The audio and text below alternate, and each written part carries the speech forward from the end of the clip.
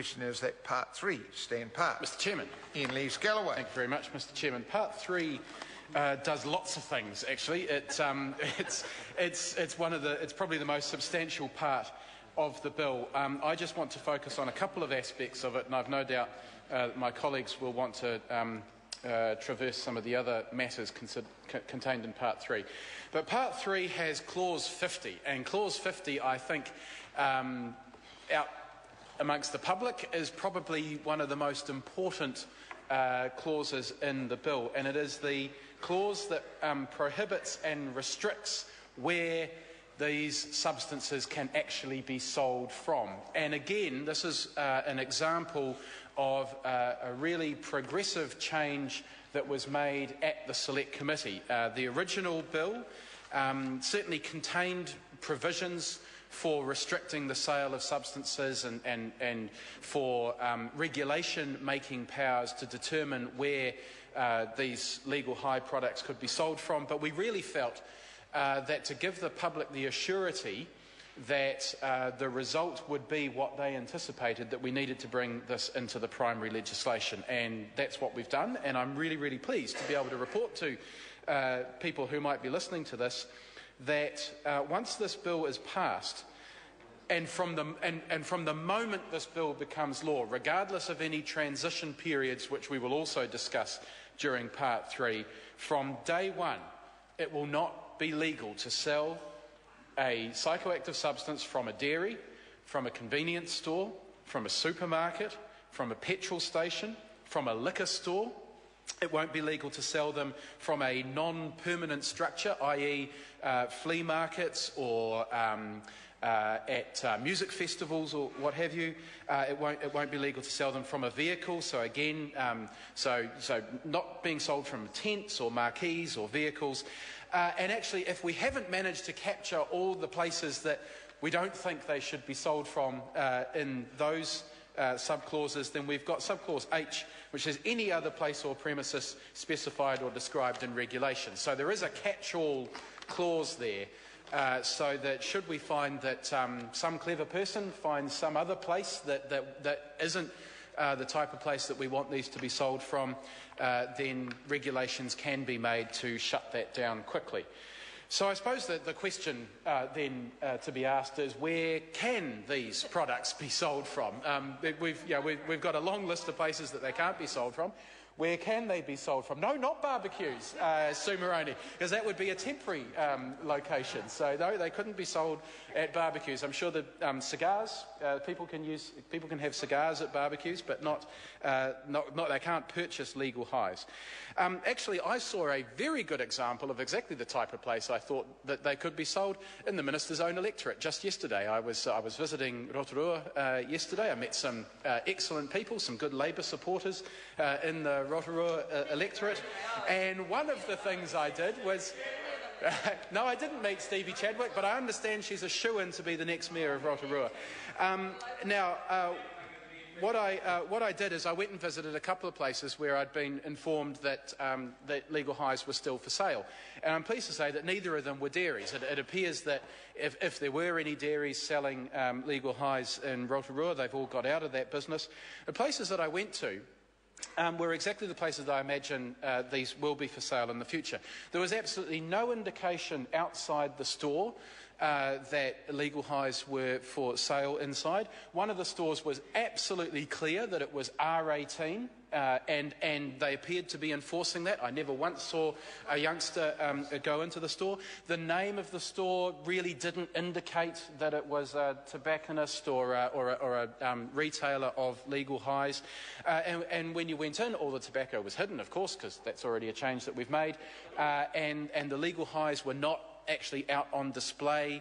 There wasn't any overt marketing, and there were other products for sale there, but they were the kind of products that go with the sale of tobacco and other psychoactive substances. There certainly wasn't any bread, there wasn't any milk, there wasn't any lollies, and as I said, I never once saw anybody who appeared to be under the age of 18 go through the doors. And it's that kind of responsible retailing that I think we want to support. The only question mark I would have had over this one particular store was its location. And that's another change that we've made in this, Mr Chair. In Lees-Galloway. In Part 3, is to give local communities the ability to have a say about where those outlets can be. And I imagine there might be some folks in Rotorua who would have a say about where that store was, although I have to say, from what I saw, it was exactly the type of responsible retailing that we hope this legislation will support. Just want to quickly talk about Clause 51 as well, which relates to internet sales. I have to say I'm somewhat uncomfortable with the idea of psychoactive substances being sold by internet, but, you know, alcohol is already able to be sold by internet, and actually you can buy tobacco products over the internet as well. And actually the advice that we got was that if we banned internet sales in New Zealand, all we would be doing would be opening up overseas-based sites which we would not have jurisdiction over, and it would be harder to regulate those overseas-based sites. So internet sales have exactly the same regulations applied to them for retail as do permanent stalls that you would find in towns. Now, the other area that I want to talk about is the question of possession. And this is one that the committee considered at length. And I have to say, I think we've come to the committee came to what was still an inelegant solution, but a solution that everybody around the table was comfortable with, until the minister came back and told the National Party MPs to revise their position. And that was to say that possession of a substance for someone who is under the age of 18 is an infringement offence, and that was on the advice of the police, who need it to be an offence in order for them to be able to conduct the type of early intervention measures that they want to be able to conduct.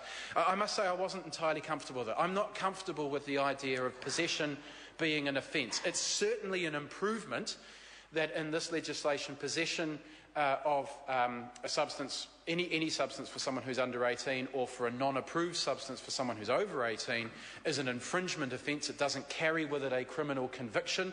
It's akin to really a speeding fine with a maximum fine of $500. That's an improvement on the possession offences for substances controlled by the Misuse of Drugs Act, but still imperfect in my mind. I cannot see how criminalising possession actually achieves or helps to achieve the purpose, which is to reduce harm. So I propose that we go back to the position that the Select Committee reached, which is to accept, uncomfortably accept, the infringement offence for people under the age of 18 possessing any psychoactive substance, but to remove the offence for anyone over 18 and being in possession of an unapproved substance. Not only because I don't think it helps reach that purpose of reducing harm, but also because it's going to be absolutely impossible to enforce. Because if the whole point is that the police should be able to give an on-the-spot fine.